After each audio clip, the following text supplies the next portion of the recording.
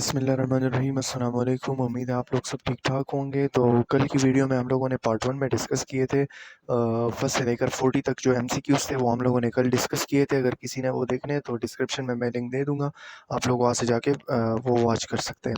आज हम लोग स्टार्ट करेंगे अपना एमसीक्यूज़ नंबर 41 से। तो एमसीक्यूज़ नंबर 41 में कहता है कि what is the main function of parasympathetic nervous system. तो हमारे पास दो टाइप ऑफ ऑटोनोमिक, एक होता है हमारे पास ऑटोनोमिक नर्वस सिस्टम, उसके हमारे पास टू टाइप्स होती है। एक होता है हमारे पास सिम्पैथिक नर्वस सिस्टम और एक होता है पैरासिम्पैथिक नर्वस सिस्टम।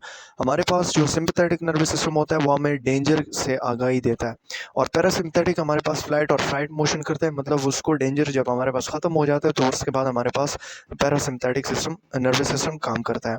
तो इसका हमारे पास जो करेक्ट ऑप्शन है वो हमारे पास है B, preparing the body for fight और flight responses. 42, the process by which an action potential jumps from one node of Ranvier to another along a myelinated axon. मतलब हमारे पास एक्शन पोटेंशियल जो होता है, ये न्यूरॉन्स की बात कर रही है, तो हमारे पास जो नोड ऑफ रेनवियर होता है उससे माइलिनेटेड एक्सॉन की तरफ जब जाता है तो ये कौन सा प्रोसेस है, उसको क्या कहते हैं? तो उसको हम लोग स्पेशल समेशन कहते हैं। 43, which division of the autonomic nervous system is responsible for the dilation of pupils and the acceleration of heart.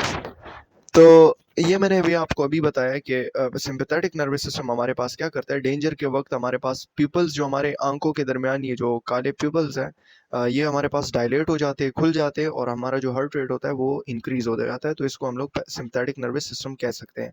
आगे आते हैं 44 पे, विच of the following structure is responsible for the production of cerebrospinal fluid. तो हमारे पास CSF fluid जो होता है वो हमारे पास हाइपोथैलेमस मतलब ब्रेन में होता है, और ब्रेन में हमारे पास कॉर्पस कोलोसम होता है। कॉर्पस कोलोसम में हमारे पास जो है प्रोडक्शन होती है सीएसएफ की, सेरेब्रोस्पाइनल फ्लूइड जो होता है, और ये हमारे पास हेल्प करते हैं ताकि हमारा जो ब्रेन है वो क्यूजन्स में हमारे पास हेल्प करता है। ठीक है, तो इसका जो करेक्ट ऑप्शन है वो हमारे पास कॉर्पस कोलोसम है। नेक्स्ट हमारे पास 46, what is the main function of inter neurons in the nervous system. Inter neurons का हमारे नर्वस सिस्टम में मेन फंक्शन क्या है? तो हमारे पास इसका सिंपल हमारे पास ये आप लोगों ने याद रखना है कि इंटर न्यूरॉन हमारे पास सेंसरी न्यूरॉन और मोटर न्यूरॉन को आपस में कनेक्ट करते हैं। तो इसका सिंपल ऑप्शन सी है, connecting sensory and motor neuron with in the central nervous system. Number 47, which neurotransmitter is primarily associated with muscle contraction and motor control. हमारे पास कौन सा न्यूरोट्रांसमीटर होता है जो हमारे पास मसल कंट्रैक्शन करता है और मोटर जो न्यूरॉन्स होते हैं उसको कंट्रोल करता है? तो हमारे पास एसिटाइल कोलाइन होता है, जो वो एक ऐसा न्यूरोट्रांसमीटर है जो मसल कंट्रैक्शन में भी हेल्प करता है, और सेकेंडली हमारे पास मोटर न्यूरॉन को कंट्रोल करने में भी ये हेल्प करता है। 48 पे आते हैं तो कहता है the sympathetic and parasympathetic division of autonomic nervous system work together to maintain. Sympathetic और पैरासिम्पैथिक हमारे पास जो डिवीजन है एएनएस की, मतलब ऑटोनॉमिक नर्वस सिस्टम की, वो हमारे पास ऐसा क्या फंक्शन मेंटेन रखते हैं? ये दोनों काम करके ही हमारे पास सेंसरी परसेप्शन को जिंदा रखते हैं ताकि हमें डेंजर का और जो इन डेंजर है उसका पता लगे, मतलब खतरे का और जो खतरा ना हो, सेफ हो, तो उसका हमें डिफरेंस मालूम हो। What is the primary function of the hypothalamus in the brain? ये तो आप लोगों को याद रखना है, हंगर, थर्स्ट और टेम्परेचर रेगुलेशन वगैरह जितने भी ये हैं ये हाइपोथैलेमस के फंक्शन है। बाकी ये कंट्रोलिंग वॉलंटरी और ये ऑडिटरी ये नहीं है इसके फंक्शन। ये managing long term memory storage ये तो हमारे पास उसका फंक्शन है। दूसरे जो ब्रेन के स्ट्रक्चर है उनके फंक्शन डिफरेंट है। सही है, तो ये आप लोगों ने याद रखना है कि टेम्परेचर, हंगर, थर्स्ट वगैरह जो है ये हाइपोथैलेमस करता है। Which part of a neuron contains the nucleus and other organelles. कौन से पार्ट में हमारे पास जो सेल होता है, न्यूरॉन होता है, उसमें हमारे पास न्यूक्लियस और अदर ऑर्गेनेली होते हैं। तो सेल बॉडी में हमारे पास जो न्यूरॉन का सेल बॉडी है वहाँ पे हमारे पास न्यूक्लियस और दूसरे ऑर्गेनेलीज होते हैं। 51 में कहते हैं विच of the following is responsible for the production and secretion of cerebrospinal fluid. मतलब हमारे पास हमने ये तो पीछे डिस्कस कर लिया कि कॉर्पस कोलोसम रिस्पॉन्सिबल होता है प्रोडक्शन ऑफ सीएसएफ।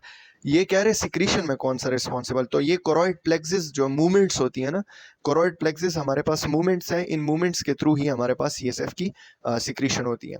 52 में कहता है what is the main function of the medulla oblongata.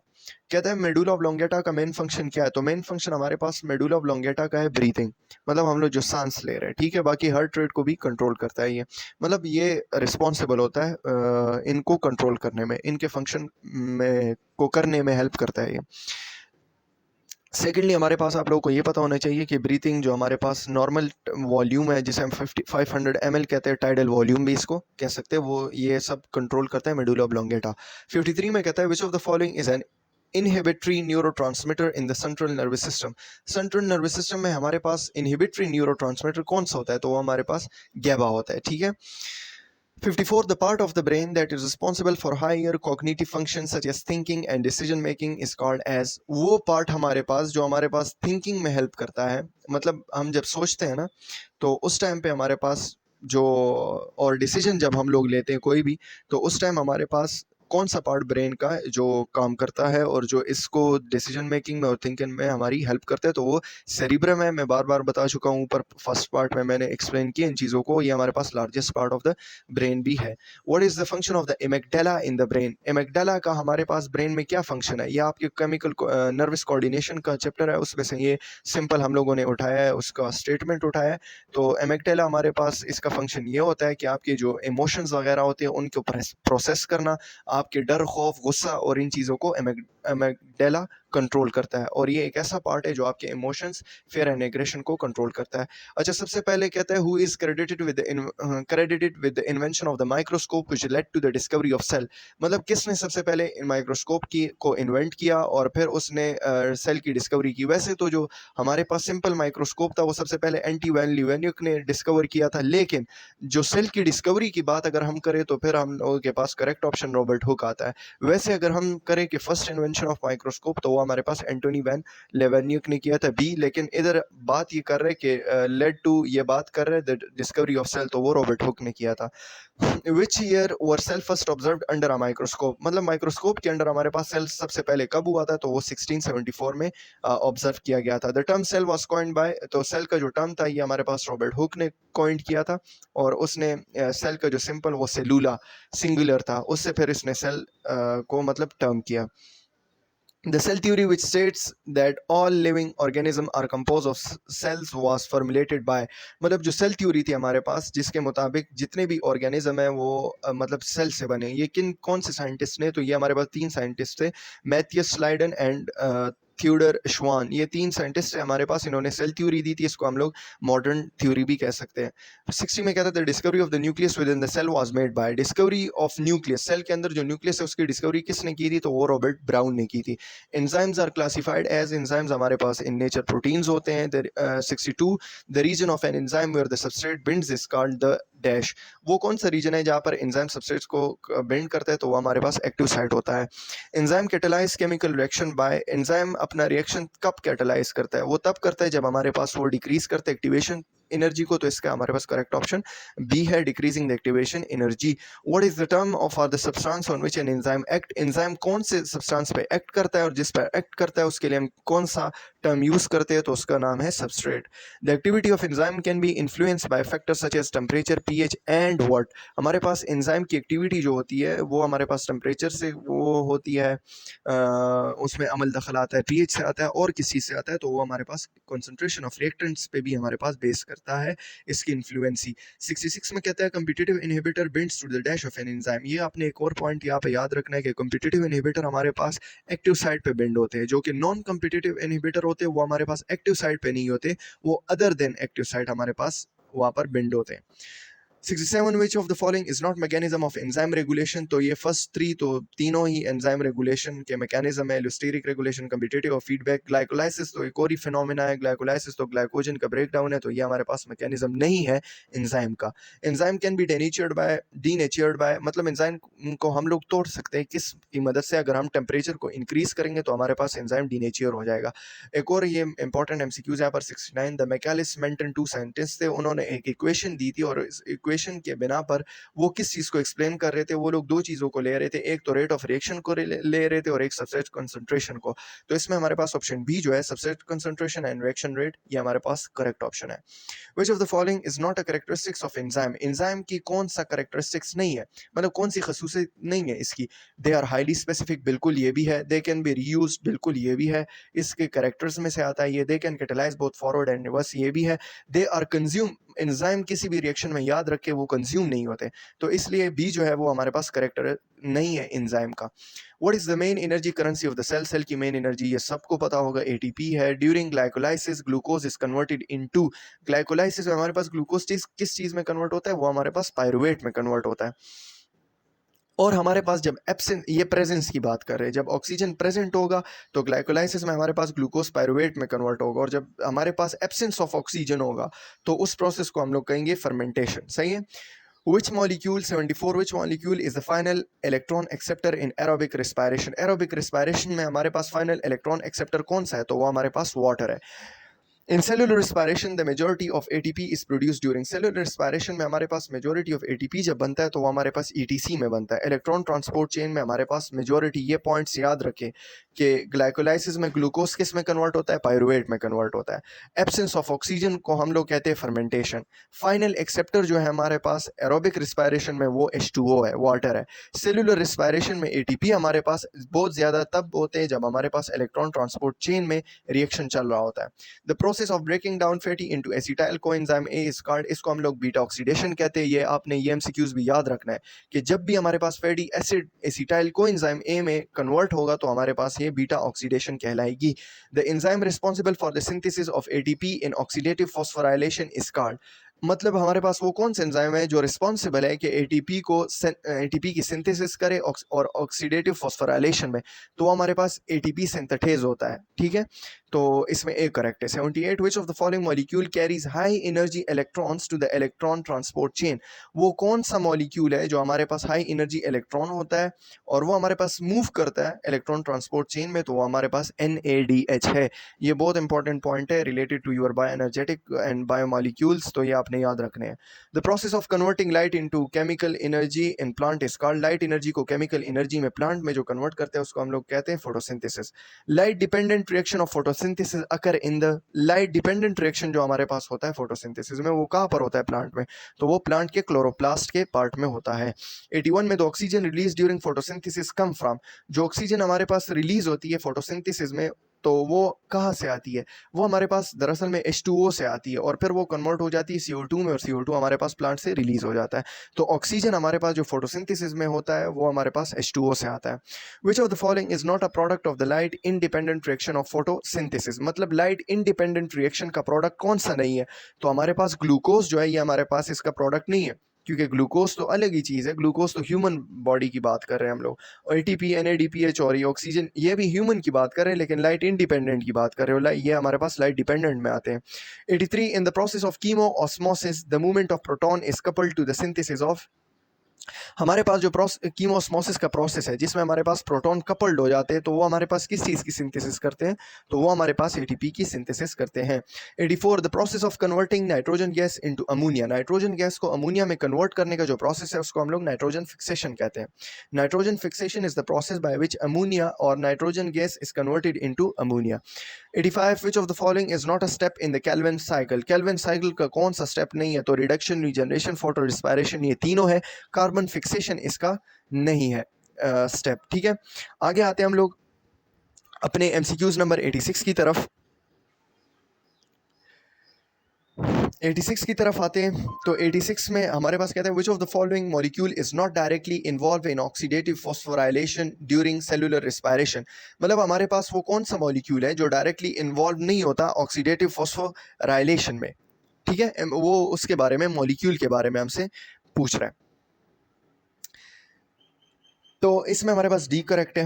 86 में हमारे पास D ऑप्शन जो है वो बिल्कुल करेक्ट है। ऑक्सीजन हमारे पास वो मॉलिक्यूल है जो डायरेक्टली इन्वॉल्व नहीं होता हमारे पास किसी भी ऑक्सीडेटिव फॉस्फोराइलेशन में ड्यूरिंग सेलुलर रिस्पायरेशन। 87 में हमें कहता है कि during aerobic respiration where does the electron transport chain occur, aerobic respiration में कहाँ पर हमारे पास इलेक्ट्रॉन ट्रांसपोर्ट चेन होता है? ये एक इंपॉर्टेंट क्वेश्चन है और इस तरह के क्वेश्चन ही आपके टेस्ट में आएंगे। तो ये हमारे पास माइटोकॉन्ड्रियल मैट्रिक्स में होता है। ठीक है, माइटोकॉन्ड्रियल मैट्रिक्स हमारे पास वो पार्ट है जहाँ पर हमारे पास इलेक्ट्रॉन ट्रांसपोर्ट चेन होता है और ये एरोबिक रेस्पिरेशन में होता है।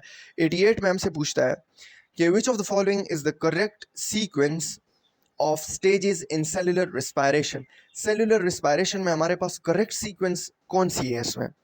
तो जो हमारे पास करेक्ट सीक्वेंस इसमें होता है वो हमारे पास है Krebs cycle, oxidative phosphorylation and glycolysis. तो इसमें हमारे पास ऑप्शन D करेक्ट ऑप्शन है हमारे पास। ठीक है, आगे आते हैं हम लोग 89 पे, which process produce the most ATP पर molecule of glucose during cellular respiration, हमारे पास कौन से प्रोसेस के थ्रू मोस्ट ATP पर molecule of glucose during respiration produce होते हैं, तो वो हमारे पास होते हैं ऑक्सीडेटिव फॉस्फोराइलेशन में। ऐसा प्रोसेस है ये जिसमें हमारे पास पर मॉलिक्यूल ऑफ ग्लूकोज सबसे ज़्यादा प्रोड्यूस होते हैं।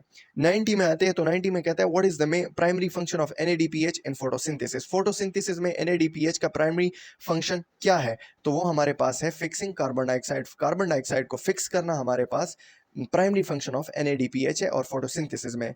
91 in photosynthesis where do the light dependent reaction takes place. अब ये भी एक इंपॉर्टेंट क्वेश्चन है कि लाइट डिपेंडेंट हमारे पास जो होता है, लाइट डिपेंडेंट रिएक्शन जो होता है वो कहाँ पर होता है? तो ये क्वेश्चन अगर पूछ ले कोई तो काफ़ी डिफिकल्ट होता है उनको आंसर करना, लेकिन अगर आपने इस चीज़ को पढ़ा हो तो आपको पता होगा डायरेक्टली कि ये थाइलाकॉइड मेम्ब्रेन में हमारे पास होते हैं। हमारे पास जो ऊपर हम लोगों ने डिस्कस किया कि इलेक्ट्रॉन ट्रांसपोर्ट चेन हमारे पास माइटोकॉन्ड्रियल मैट्रिक्स में होता है, और जो लाइट डिपेंडेंट रिएक्शन होती है प्लांट में फोटोसिंथेसिस के दरमियान वो हमारे पास थाइलाकॉइड मेम्ब्रेन में होती है। ठीक है। द 92 में कहता है Calvin cycle is also known as, ये भी आप लोगों को पता होगा 92 का भी कि केल्विन साइकिल को हम लोग क्या कहते हैं? तो केल्विन साइकिल को हम कार्बन फिक्सेशन रिएक्शन भी कहते हैं। ठीक है, इसको हम क्या कहते हैं? Carbon fixation reaction. 93 which of the following is not product of the light dependent reaction in photosynthesis. मतलब वो कौन सा हमारे पास प्रोडक्ट नहीं है लाइट डिपेंडेंट रिएक्शन का फोटोसिंथेसिस में? तो 93 में मतलब कुछ लोग ना MCQs पढ़े बिना ही मतलब ऐसी हवा में ही वो ऑप्शन सेलेक्ट कर लेते हैं, लेकिन वो देखते नहीं। अभी ये यहाँ पे पूछ रहे कि कौन सा इसका प्रोडक्ट नहीं है, तो ऑक्सीजन भी होता है, NADPH भी होता है, ATP भी होता है, तो ग्लूकोज। लेकिन अगर लोग देखें ना, नॉट को छोड़ दे तो लाइट डिपेंडेंट में वो डायरेक्ट ग्लूकोज को लगाएंगे, क्योंकि वो समझेंगे कि भाई ये तो लाइट डिपेंडेंट की बात कर रहे हैं तो बस ग्लूकोज ही इसमें होगा। लेकिन कौन सा नहीं है हमारे पास? तो वो हमारे पास ग्लूकोज नहीं होता इसमें। ठीक है। इन कीमोस्मोसिस ड्यूरिंग ऑक्सीडेटिव फॉस्फोराइलेशन, कीमोऑस्मोसिस में हमारे पास जब ऑक्सीडेटिव फॉस्फोराइलेशन होती है तो सिंथेसिस ऑफ ATP जो होती है वो कौन सी चीज़ ड्राइव करती है उसको? तो वो हमारे पास प्रोटॉन ग्रेडियंट होता है जो कि ड्राइव करती है सिंथेसिस ऑफ ATP को। प्रोटॉन ग्रेडियंट को हम लोग डी ऑप्शन जो हमारे पास है वो करेक्ट ऑप्शन है। 95 को अगर हम लोग देख लें, 95 में क्या, विच of the following is not a step in the Calvin cycle. Calvin cycle को अभी हमने ऊपर कहा है कि इसको हम लोग नाम भी देते हैं कि कार्बन फिक्सेशन है हमारे पास। ठीक है, तो ये तो बिल्कुल ठीक हो गया, रिडक्शन भी ठीक है, रीजनरेशन भी इसमें होती है, और फोटो रिस्पायरेशन इसमें नहीं होती। फोटो रिस्पायरेशन एक अलग ही टॉपिक है, वो रिस्पायरेशन इन लाइट रिएक्शन की बात कर रहे हैं, तो और ये तो हमारे पास होता ही डार्क है, तो फोटो रिस्पायरेशन हमारे पास केल्विन साइकिल का स्टेप नहीं है। 96 the process of converting light into chemical in plant is called as. Plant में हमारे पास लाइट एनर्जी को केमिकल, ऊपर ही MCQs रिपीट हुआ है तो इसको हम लोग फोटोसिंथेसिस कहते हैं। 98 पे आते हैं हम लोग, 97 पे आते हैं सॉरी, तो 97 में पूछता है कि during photosynthesis oxygen is produce as a byproduct of. जब हमारे पास फोटोसिंथेसिस होता है तो उसमें हमारे पास ऑक्सीजन बाय प्रोडक्ट किस प्रोसेस में होता है? तो वो हमारे पास इलेक्ट्रॉन ट्रांसपोर्ट चेन में होता है।